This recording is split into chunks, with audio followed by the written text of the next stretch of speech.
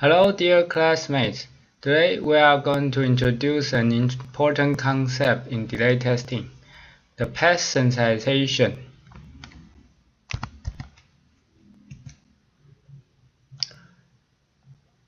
Today we are going to introduce several important path sensitization concepts, including the non-robust sensitization, robust sensitization, and hazard-free sensitization.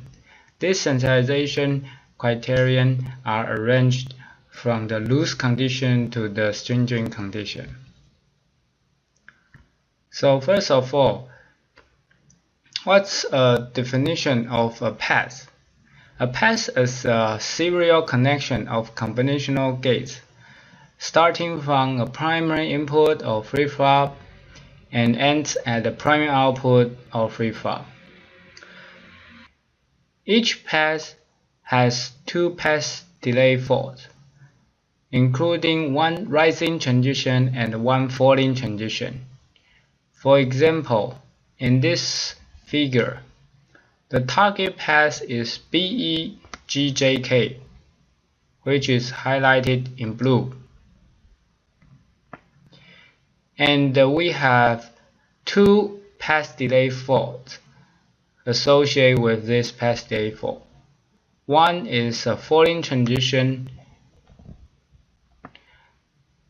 denoted by a downward arrow. The other one is a rising transition denoted by an upward arrow. A path is testable if a transition can propagate from input to output along the path under certain sensitization criteria or sensitization condition. A testable path is also called a true path. On the other hand, if such a test pattern does not exist, the path is untestable. Untestable path is also known as a false path. There are many different sensitization criteria. An untestable path under criterion A may be testable under criterion B. So first, let's introduce static sensitization criterion. For a given target path, the on-path signals are those signals on the target path. They are also known as on-input to the gate on the target path. Off-path signals are those signals not on the target path but feed those gates on the target path. They are also known as side inputs or off inputs to the gate on the target path. A path is statically sensitized if all the off-path signals assume non-controlling values. That means any signal change on a statically sensitized path can be observed at output. For the example in this circuit, the target path is BEGJK, and we can see that input C is off-path signal. H is also off-path signal. They are all non-controlling values. So this path BEGJK is statically sensitized. Please note that static sensitization is only for one single test pattern. So let's now move on to two-pattern path delay fault, the non-robust sensitization criterion. Before we introduce path delay test, we need 9-value logic. The symbol R and F represent the rising transition and falling transition respectively. U0 and the U1 represent the transition from unknown to 0 or the transition from unknown to 1 respectively. Symbol S0 represents static 0 and the S1 represents static 1. 0 star means a static 0 hazard and 1 star means a static 1 hazard. And finally, XX means unknown for both two patterns. Please note that there are also many other different logic systems. More logic values handles timing more accurately. However, we need to pay more CPU time to run for simulation and ATPG. So, how do we sensitize a path in a two-pattern test? PDF requires two-pattern tests, but how can we sensitize a path in a two-pattern test? A simple idea is that we require all of input to be non-controlling in the second pattern. For this example, the target path delay fault is BEGJK. So we can see that input C is U0 and H is also U0.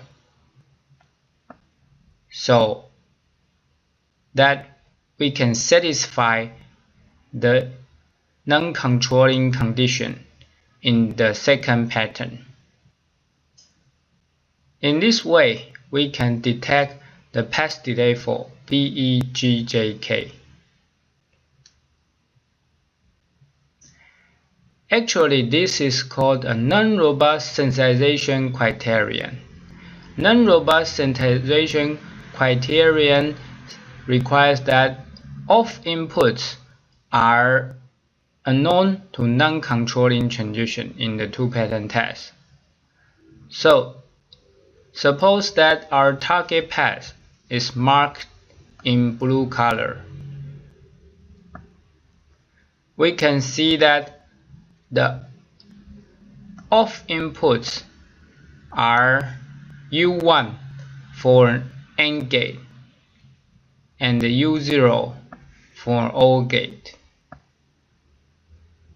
Non-robust sensitization is a simple sensitization criterion which only requires that off inputs are non-controlling in the second pattern. So, why do we call it non-robust? This is because the non-robust path delay test cannot guarantee to detect the target path delay fault if there are other path delay faults present at the same time. The test effectiveness of non-robust delay test depends on the other path delay. We could have test escape when multiple path delay faults exist simultaneously. For example, in the case of this simple AND gate, suppose that our target path is like this. We apply this non-robust path delay fault.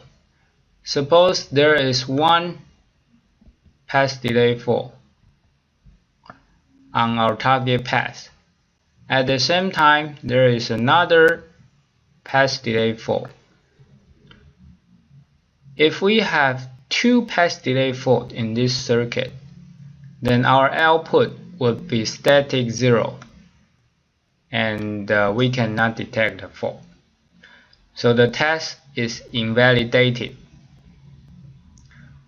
For another example, suppose our target path is still BEGJK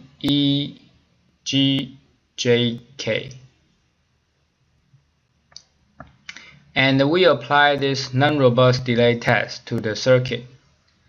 Unfortunately, suppose there is another path delay for BEQHK in this circuit. In that case, we will have a reconvergence of a rising transition and the falling transition.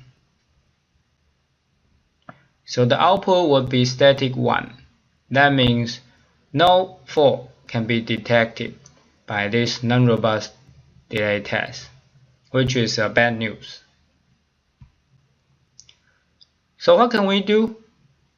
I think we need more stringent sensitization criterion than non-robust sensitization.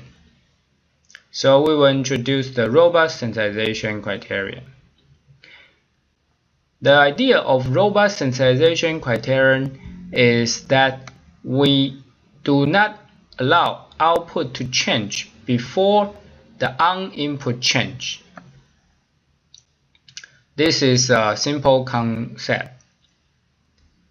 In the robust sensitization criterion, we have two possible conditions. Condition number 1, when the on-input is having a controlling to non-controlling transition. Off-input can be unknown in the first pattern and non-controlling in the second pattern. This is the same before. Suppose we are testing this target path, and the off inputs can be U1 for the AND gate and the U0 for the OR gate. This is the same as non-robust sensitization. However, when the on input is having a non-controlling to controlling transition, off inputs must remain static non-controlling for two patterns. For example, again, suppose this is our target path. In this case, off input must be S1 for an AND gate and S0 for an OR gate. So, a robust sensitization requires that when on input is having a non-controlling to controlling transition, the off input must be static non-controlling. This is to make sure that the output will not change before the on input change. So why do we call it a robust test? A robust path delay test guarantees to detect the target path delay fault, regardless of other path delay in the circuit. For this simple AND gate example, if we have a delay fault on our target path,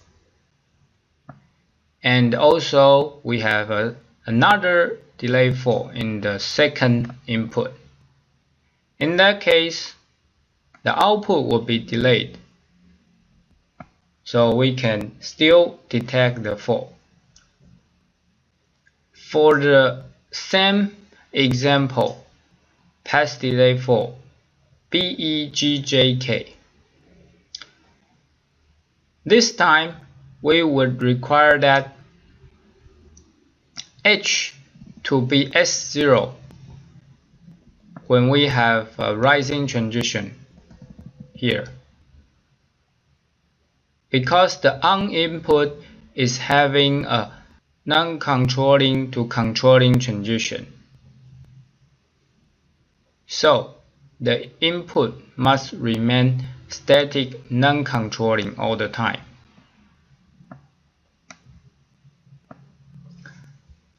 In this case, input A is static 0 instead of don't care. We can see that the robust test cannot be invalidated by another path delay fault, such as CEQHK. So, a robust path delay test has better quality than a non-robust path delay test. However, robust delay test is still not perfect. The robust delay test can be invalidated by the heads-up. For this example, suppose that we are testing the path delay for BEGJK. Let's say that input A and Q are having a falling and a rising transition. So the signal H is having a static zero hazard. If we have a delay fault on our target path, which happen to be at the same time as the hazard, in that case, the fault cannot be detected at the output K, which is a bad thing. So, we need an even more stringent sensitization criterion than the robust sensitization. Next, we will introduce the hazard-free sensitization criterion. The hazard-free sensitization criterion requires that off inputs are always stable non-controlling value in the two patterns, regardless of the on input values. For example, suppose we are testing this target path. The off input must be always static 1 for the AND gate, and must be static 0 for the OR gate. The hazard-free test requires all the off inputs to be stable non-controlling value all the time. A hazard-free path delay test guaranteed to detect the target PDF regardless of other PDF in the circuit and the hazard. For example, suppose we are testing this target path. If there is a path delay fault on the target path, we must be able to detect it, since both the inputs are static non-controlling values. Hazard-free path delay test for the path BEGJK requires that the input C must be static 0 instead of U0. In this case, we can detect our path delay for BEGJK without any hazard. Hazard-free test is very good in quality. Unfortunately, only a small number of path delay faults have hazard-free tests. For example, in the same circuit, the path BEQHK does not have any hazard-free test. In summary, we have introduced three types of path delay fault testing. The loose condition is non-robust delay test, which can be invalidated by other path delay fault in the circuit. So we move on to robust delay test, which cannot be invalidated by other path delay fault in the circuit. However, it can be invalidated by hazard. Then we move on to hazard-free delay test, which is the best quality test, but the number of path delay faults that can be detected in a hazard-free way is very small. We circle those differences in the input and the signal so that you can see the difference among these three tests. In summary, we have introduced three types of path delay tests. A path delay fault is hazard-free testable if a test exists such that all the gates on that path are hazard-free sensitized. If no such test exists, it is called hazard-free untestable. A path delay fault is robustly testable if a test exists such that all the gates on that path are robustly sensitized. If no such test exists, then this is called a robustly untestable path. A path delay fault is non-robustly testable if a test exists such that at least one gate on the path is non-robustly sensitized and the other gates on the path are either robustly or hazard-free sensitized. If no such test exists, we call it non-robustly testable. In summary, we can see that the non-robust sensitization criterion is the loose condition among these three, which requires only non-controlling value in the second pattern. Non-robust path delay tests are easy to find, but they can be invalidated by other path delay faults in the circuit. So the quality of non-robust tests is not so good.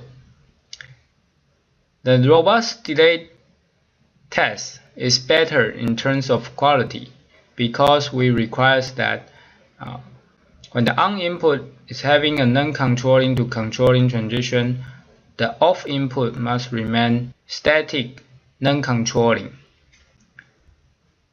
The robust delay test is still effective even if there are other path delay faults in the circuit, but it still can be invalidated by hazard, and there are few paths that can be robustly detected. Finally, the hazard-free test requires all the off input remain static and non-controlling in two patterns. They are very effective, very good quality tests. However, the number of hazard-free testable paths is very small. Now it's time for questions. Question number 1. We mentioned that the number of paths is exponential to the number of gates in the circuit. So what's the reason? Can you provide an example? Question number 2. How many path delay faults are there in this circuit? Please show that if they are non-robustly testable, robustly testable, or hazard-free testable for each path delay fault. So please fill in this table. Okay, see you next time. Bye bye.